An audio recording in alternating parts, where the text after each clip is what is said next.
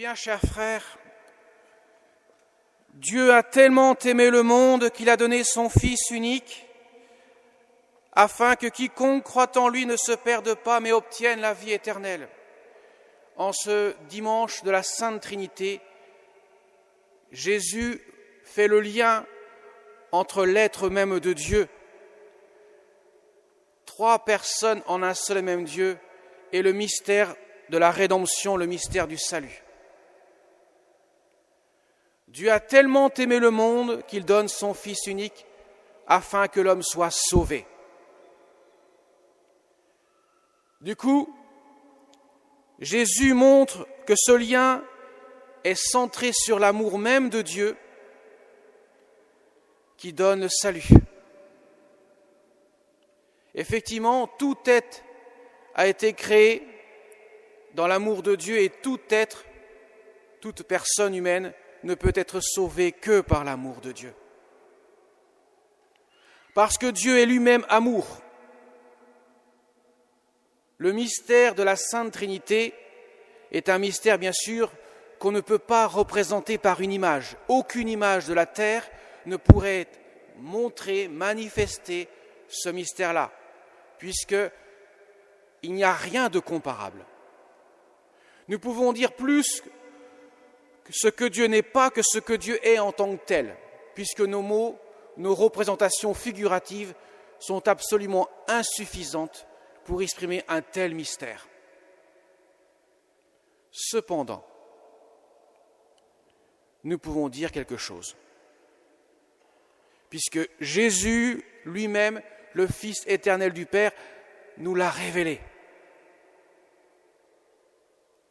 C'est lui qui nous montre le visage du Père.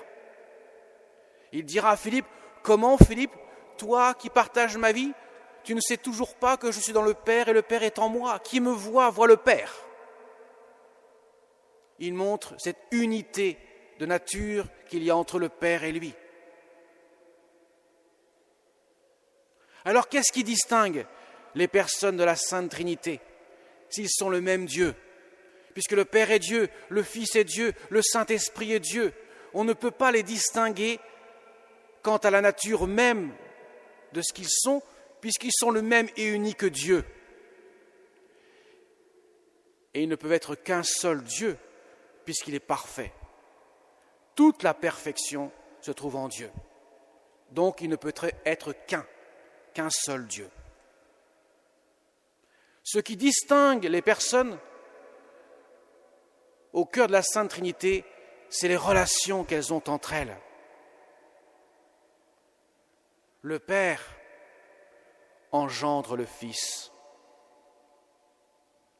Et l'engendrement ne se fait pas dans le temps, comme chacun de vous, vous avez été engendré il y a un jour précis. Et vous avez été engendré une fois pour toutes. Mais pas le Fils. Le Fils est engendré éternellement.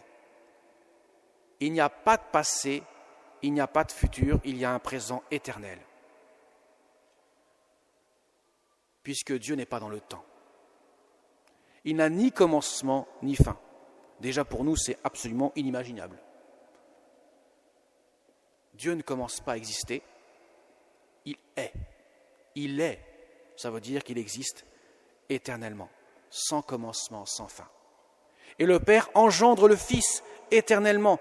Dans un acte d'amour, il donne tout l'être de ce qu'il est à son Fils bien-aimé, de telle sorte que le Fils bien-aimé, qui lui est engendré du Père, reçoit tout l'être du Père, sans qu'il y ait de différence entre eux quant à l'être même de Dieu.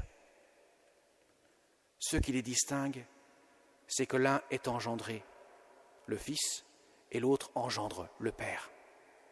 L'un donne son être même, l'autre le reçoit. Et encore, ces mots sont imparfaits par rapport à ce qu'est la réalité même. Et le Saint-Esprit, il procède de l'amour du Père et du Fils. Il est l'amour du Père qui engendre et l'amour du Fils qui est engendré. Il est spiré, c'est un mot qu'on a du mal à en saisir le sens, c'est-à-dire il est esprit du Père et du Fils. il reçoit sa personne de l'amour du Père et du Fils. Et tout cela dans un présent éternel.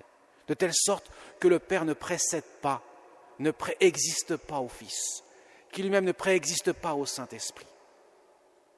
C'est un échange d'amour dans un présent éternel. Ce qui veut dire, mes chers amis, que Dieu n'a pas une qualité qu'est l'amour, il est l'amour même. Nous pouvons dire qu'un tel est gentil, un tel est méchant, mais pas Dieu. L'amour et Dieu, c'est identique. Tous les qualificatifs que l'on peut mettre en Dieu sont l'être même de Dieu. Dieu est amour en tant que tel, c'est pour ça qu'il existe. Voilà pourquoi, mes chers amis, qu'il ne peut en être autrement pour la création. Dieu ne se détourne pas de lui-même pour créer quelque chose. Il crée toute chose dans son être même, dans le regard de son Fils. Le Père crée toute chose dans l'Esprit Saint. De même le salut. Quand il sauve chacun des hommes, le Père, il le sauve dans l'image de son Fils, dans l'Esprit Saint, par le Fils, dans l'Esprit Saint. Voilà pourquoi, mes chers amis, que lorsque Jésus révèle le mystère de la rédemption, le mystère du salut, il révèle son être même. Il dit à Nicodème, c'est Nicodème à qui il parle là, Dieu a tellement aimé le monde qu'il a donné son Fils unique. Mais il dit, Dieu a envoyé son Fils dans le monde, non pas pour le juger, mais pour que par lui le monde soit sauvé, parce que dans l'amour même de Dieu, l'homme peut être sauvé.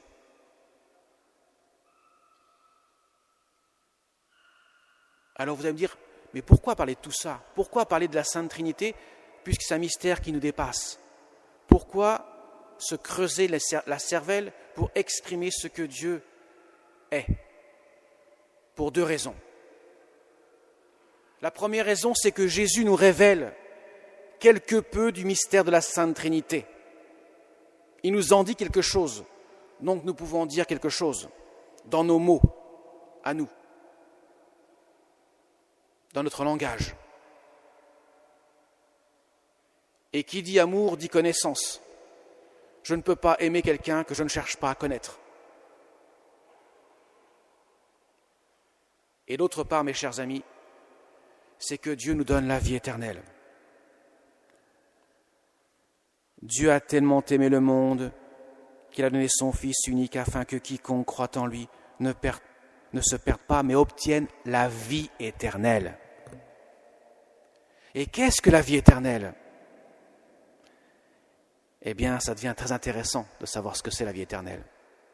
C'est pas le Club Med, c'est pas la plage fine de sable sur laquelle on se dort au soleil avec un jus de fruits ou une bière pour nous accompagner sous l'ombre d'un cocotier ou d'un palmier. Ce n'est pas la jouissance d'un temps.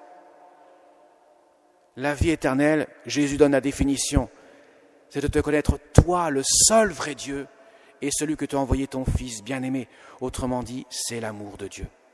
C'est aimer Dieu. La vie éternelle, c'est aimer Dieu.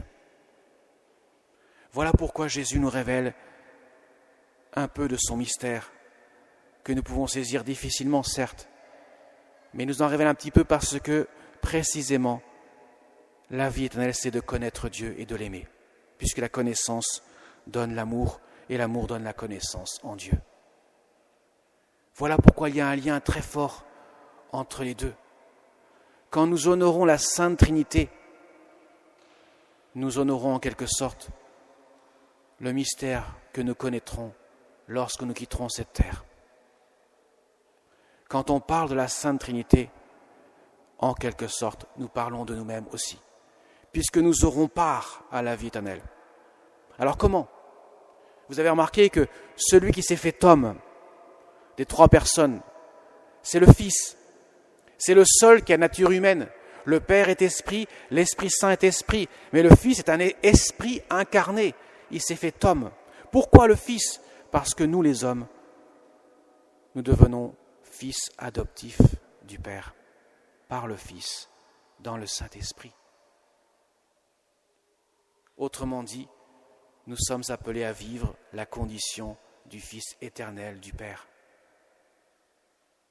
Autrement dit, nous sommes amenés à vivre le bonheur éternel du Fils. Qui est plus heureux? Qui peut avoir un bonheur plus grand que Dieu lui-même? Eh bien, mes chers amis, Dieu nous révèle ce grand mystère, que nous sommes les hommes appelés à vivre ce que Dieu vit. Autrement dit, à vivre la perfection du bonheur de Dieu, qui se trouve être centré sur l'amour de Dieu.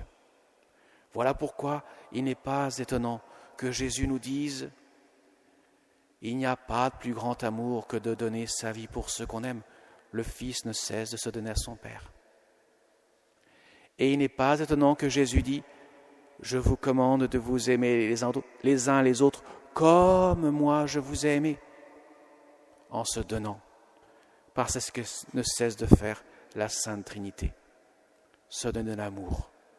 Le Père donne tout ce qu'il est à son Fils. Le Fils se reçoit dans l'amour du Père. Et l'Esprit Saint procède de l'amour du Père et du Fils. Mes chers amis, et je vais terminer par là, la créature qu'est la personne humaine de la Vierge Marie est celle qui a le mieux compris ce mystère-là, même si on était loin d'en saisir toute la réalité, parce qu'elle nous dépasse. Mais elle est celle qui a entré dans la communion d'amour du Père et du Fils et du Saint-Esprit. Elle est celle qui, par son Fils, a été élevée dès ici-bas, dans la foi, mais dès ici-bas, dans ce mystère d'amour. Eh bien, c'est elle que Jésus nous donne pour qu'elle puisse nous guider sur le chemin de la vie éternelle. Amen.